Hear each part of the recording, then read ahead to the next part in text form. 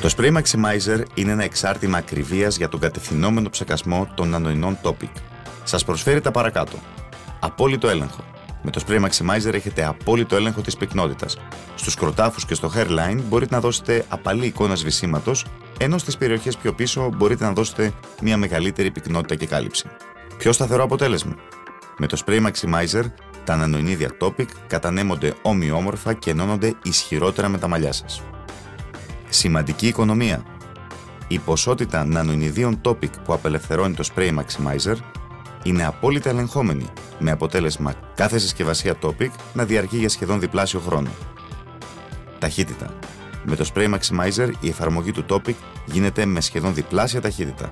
Με το Spray Maximizer η εφαρμογή του Topic είναι πολύ γρήγορη και μέσα σε λίγα δευτερόλεπτα έχετε καλύψει κάθε περιοχή.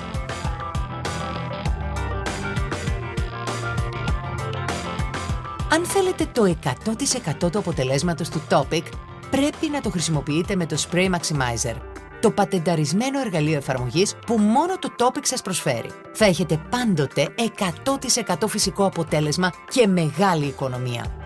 Η χρήση του Spray Maximizer είναι εξαιρετικά σημαντική αν θέλετε να έχετε ένα τέλειο αποτέλεσμα με το Topic. Σας βοηθά να εφαρμόσετε το Topic ευκολότερα και με μεγαλύτερη ακρίβεια και κάνετε μεγάλη οικονομία, αφού η ποσότητα νανοϊνών που απελευθερώνει είναι απόλυτα ελεγχόμενη.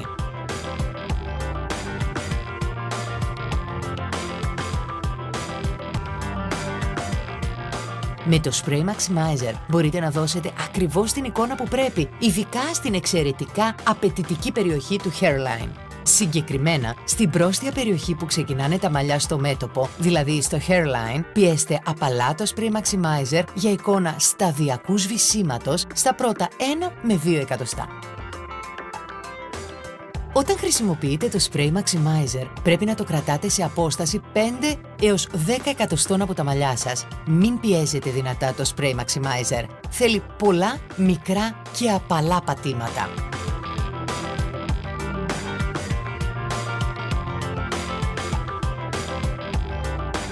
Θυμηθείτε, πρέπει πάντα να ψεκάζετε με το Spray Maximizer υπογωνία και ειδικά στο hairline πρέπει πάντα να ψεκάζετε οριζόντια